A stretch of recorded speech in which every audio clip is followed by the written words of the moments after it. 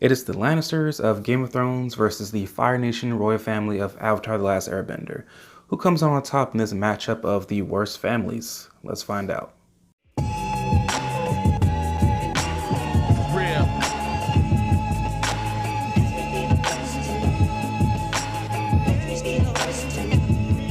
If you're new here, we do plenty of Avatar related videos, including some theories, some analysis, and some episode reviews. And I do plan on reviewing at least the first episode of Game of Thrones and also the whole entire season. And this isn't who would win in a fight, because the Fire Nation royal family will absolutely roast the Lannisters. And it's not really a competition of who's the most messed up family. It's who's the most dysfunctional family, as in who has done the meanest things to each other.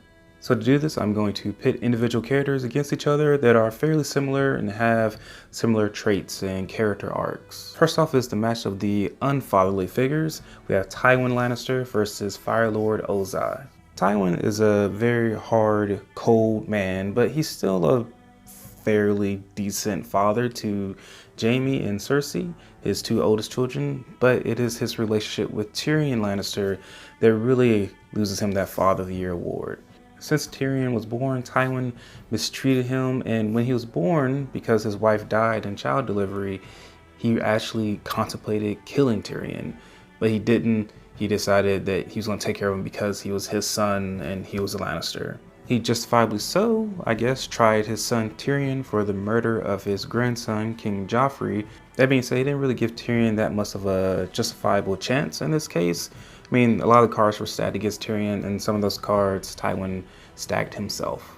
He would end up sentencing Tyrion to death, but would later be killed by Tyrion himself, which we'll get to that a little bit later. But before then, he did sleep with Tyrion's girlfriend. Next is on to Fire Lord Ozai. Ozai, like Tywin, contemplated killing his son when he was only a child. In Ozai's case, it was because Zuko showed no signs of being able to bend fire. When Zuko was younger, Ozai purposely treated Zuko like crap, mostly just to spite his wife Ursa. After the death of his nephew, Luten, the son of General Iroh, who was the heir to the throne, he went to his father, Fire Lord Azula, and asked for him to get rid of Iroh's birthright and to make him the true heir to the throne. Fire Lord Azula completely upset his own son for trying to take power from General Iroh just at the moment that he lost his own son, decided that Ozai should feel that same exact pain, and so he ordered him to kill Zuko. And Ozai was very much fine with this. But luckily, his wife Ursa came together with a plan, and they both had a hand in killing Azula, and thus making Ozai the new Fire Lord. And he would end up banishing his wife from the Fire Nation, separating her from her children. Years later, Zuko, speaking out in a war council meeting in his father's presence, saw that as disrespectful, and he challenged him to an Agni Kai, or a fire duel.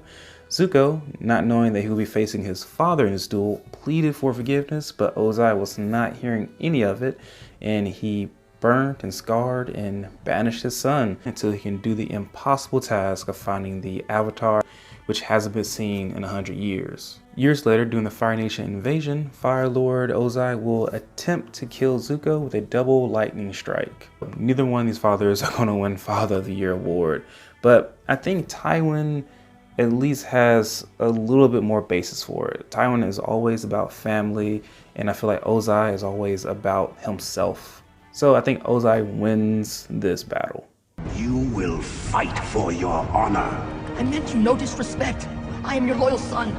You will learn respect, and suffering will be your teacher. Next is a battle of the men who drinks and knows things. A couple similarities between these two characters. We were introduced to these two characters early on in the series, along with the other antagonists, but we always felt like these were characters we could root for. On to the terrible things Tyrion has done. He did threaten to kill Joffrey a few times, and again, Joffrey definitely would have deserved it. The trial for King Joffrey's murder, he passionately said he wished it was him that could have killed Joffrey, and he wished that he could have killed everyone in King's Landing, including some of his own family members. After he was found guilty in the trial of combat, RIP Red Viper, his father sentenced him to death, but he escaped, and before that, He finally confronted his father for all the terrible crap he did, and he killed him with a crossbow while he was sitting on the toilet.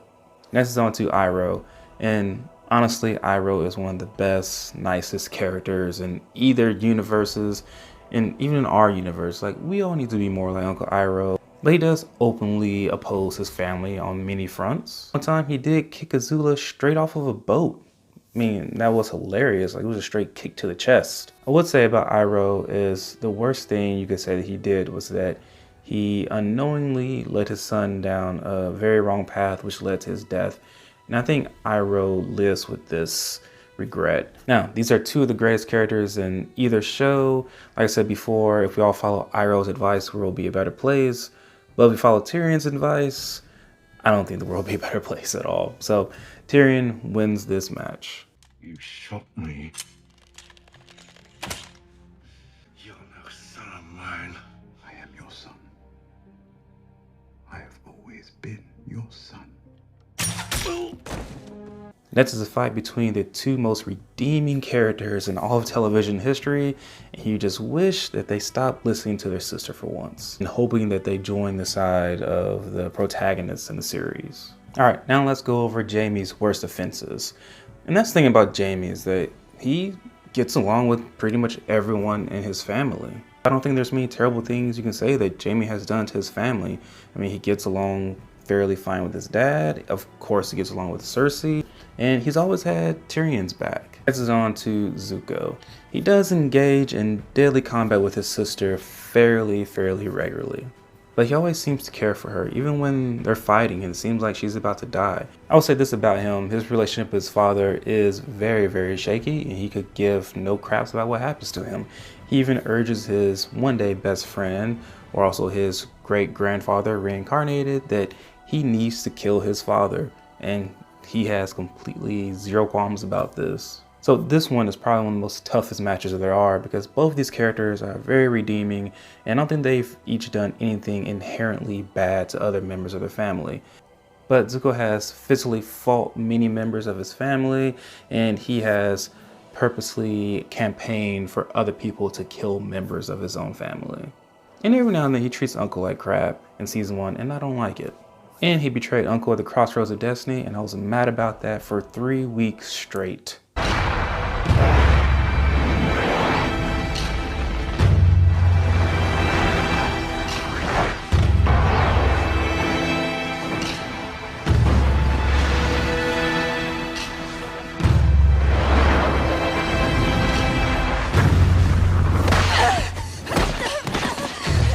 Next is on to the Battle of the Daughters, who really inherited all the genes from their father. Both these ladies are cunning and very manipulative, and it seems like they're always winning a game that others aren't even playing. So on the list of terrible things Cersei has done, when she was younger and Tyrion was just born, she completely hated Tyrion for killing their mother, and she squeezed his penis until it looked like it was going to fall off until Jaime interfered. She had wished that he would die. There is speculation that she tried to have her own husband killed, and he's part of the close-knit family. She did, however, murder her daughter-in-law and her uncle and I guess some of her other family members when she blew up the Sept with wildfire. And that action led to her last child jumping off a window and killing himself. And she didn't seem that remorseful about this at all. I think she was kind of a lost cause at that point. Next on to Azula's worst things. Azula has always just been so cold-hearted towards Zuko. Even when she overheard Azulon saying that Ozai would have to kill Zuko, first thing she did was go to Zuko and taunt him that her dad is going to kill him. At Zuko's Agni Kai with Ozai, she cheered on as Ozai burnt and scarred Zuko. She has attempted to kill Zuko several times, probably a dozen or so times, and she also eventually ends up imprisoning Iroh. It's also seen in The Search where she contemplates killing her mother, who has a different face and doesn't even know that she's her mother. So while Azula is far more hands-on than Cersei is still far more manipulative, and she's actually had some things happen to other family members. So Cersei wins this match. That's not a monster, I told Cersei. That's just a baby. And she said he killed my mother. And she pinched your little cock so hard I thought she might pull it off. So far it is a tie. We'll go to the 5th round of just other miscellaneous family members. So first off is Joffrey. Joffrey is just pretty much a pain to everyone. When he becomes the power, it's shown that he might have tried to have Tyrion killed at the Battle of Blackwater. And he also just continues to make Tyrion's life hell. And if we're going to include Robert Baratheon in this, he had multiple affairs beyond Cersei's back. When it comes to the Fire Nation royal family, as mentioned before, Fire Lord Azula ordered Ozai to kill his own son, and Zuko is completely innocent in this matter. Zuko's like 8 years old, minding his own business, and his granddad's trying to kill him. And then you have Ursa, who actually plotted and made the poison to kill Azula. So this matchup is really close, but I think when it comes down to it, the Fire Nation royal family actually killed people.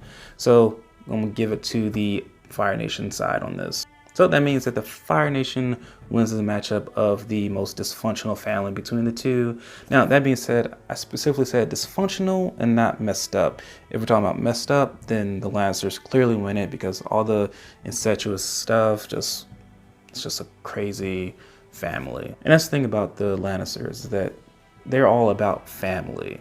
Even if they don't love each other, they still put family above everything. They still put their legacy above everything. So they don't necessarily mistreat each other to the full extent. I mean, we've seen the show that they are a fairly united front up until probably season 3 or 4, where Tyrion is blamed for the murder of King Joffrey. But with the Fire Nation royal family, it's not about family or legacy at all. From one side, it's about doing the right thing for everyone, for the world. For the other side, it's about doing the right thing for the individual. And even though I crowned the Fire Nation royal family as the winner of this match, that's still not set in stone. There's still a little bit more story to be told on both sides. I mean, Jaime might end up killing Cersei for some reason, and that's going to tilt this matchup. Alright, that's the match. Let me know if I missed anything. Let me know your opinions of which one is the worst family, or the most dysfunctional family, or the most messed up family. I would love to know your thoughts. Please like, comment, and subscribe. And sincerely, thank you for watching. I'm out.